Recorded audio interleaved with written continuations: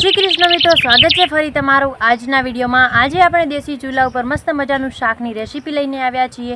આજે આપણે બાફેલી ગારફળી અને તેમાં રીંગણાનું મિક્સ શાક કરાવવાના છીએ, અને એ પણ જીગા શાના ઉપર, ચૂલા ઉપર।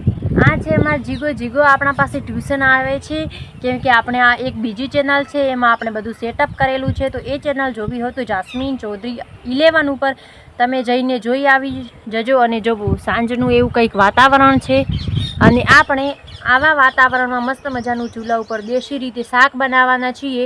તો જોવાનું ચૂકતા નહીં, અને જો વિડીયો પસંદ આવે તો લાઈક શેર અને સબસ્ક્રાઈબ કરવાનું ના ભૂલતા। તો ચાલો બનાવીએ। જીગા કો સબસ્ક્રાઈબ।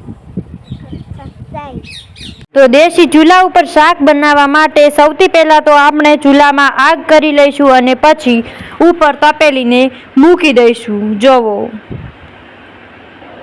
આગ જો એક ધારી બળશે અને સરખી બળશે તો પાકવામાં પણ સરળતા રહેશે। પછી આપણે એની અંદર 2 ચમચી જેટલું તેલ એડ કરી દેવાનું છે। તેલ વધારે ના ખવાય, કેમ કે હેલ્થ માટે વધારે તેલ સારું નથી હોતું। એટલે તેલ બરાબર ગરમ થઈ જાય એટલે પછી આપણે એમાં લસણ નાખી દઈશું અને મસાલાઓ નાખી દઈશું। તો એ આપણે લસણ નાખી દીધા છે, અને સાથે જ લીલા મરચાઓ પણ નાખી દીધા છે, અને સારી રીતે આ ફ્રાય થઈ જાય એટલે પછી આપણે એની અંદર નાખી દઈશું રીંગણ, મતલબ કે રવૈયા। જુઓ, અને આવું મિક્સ શાક કરવું હોય તો ચૂલા ઉપર જ કરાય કામ, કેમ કે એનાથી જ સારું બને છે। એટલે પછી આપણે અંદર ગવારફળી પણ નાખી દઈએ। ગવારફળી અમે પહેલાં બાફી દીધી હતી, જેથી એને પછીથી પાકવામાં સરળતા રહે। અને મારી દાદીના હાથના શાકની તો વાત જ ના થાય। કોના ઘરે પોતાની દાદી બનાવે છે કહેજો। પછી આપણે 2 ચમચી જેટલા સૂકા મરચાં એડ કરી દઈશું, અને એને પણ બરાબર હલાવી લઈશું। પછી આપણે એની અંદર હળદરને પણ એડ કરી દઈશું। જો રેસીપીનો વિડીયો પસંદ આવે ને તો સબસ્ક્રાઈબ, કોમેન્ટ અને લાઈક કરવાનું ભૂલતા નહીં।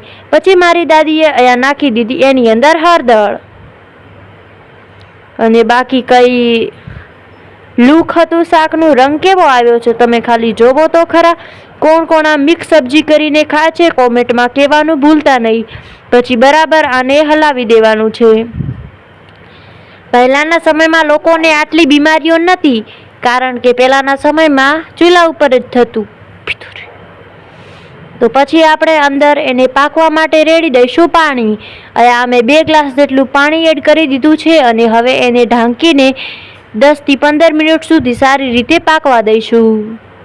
એટલામાં તમે પણ તમારું ઘરનું કામ કરી લ્યો અને રોટલા કરી લ્યો। જુઓ, અમે અહીંયા આને ઢાંકીને પાકવા મૂકી દીધું છે, અને આપણું રસોડું તો હવે તૈયાર થઈ જશે।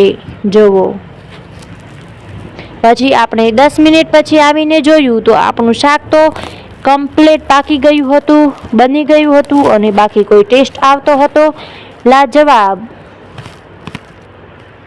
પછી આપણે ફૂંક દઈને ફરીથી આગને પણ બાળી લીધી હતી, જેનાથી તે ગરમ રહે।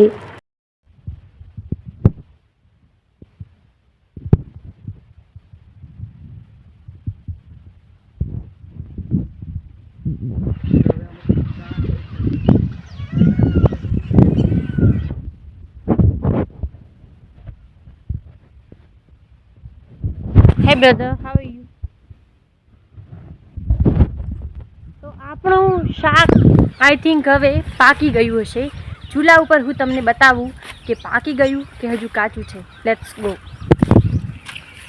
જોવો, તો આપણું શાક હવે ઓલરેડી ડન થઈ ગયું છે, અને મસ્ત મજાનું જોવો પાકી ગયું છે।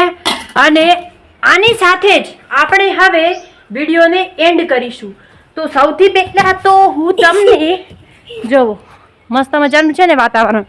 તો જો વિડીયો પસંદ આવ્યો હોય તો લાઈક શેર અને સબસ્ક્રાઈબ કરવાનું ના ભૂલતા। મળીશું આવા નવા વિડીયો સાથે। જય હિન્દ, રાધે રાધે, બાય, જય શ્રી કૃષ્ણ। ખાતા રહો, હસતા રહો અને ખુશ રહો, અને સબસ્ક્રાઈબ કરવાનું તો ભૂલતા જ નહીં।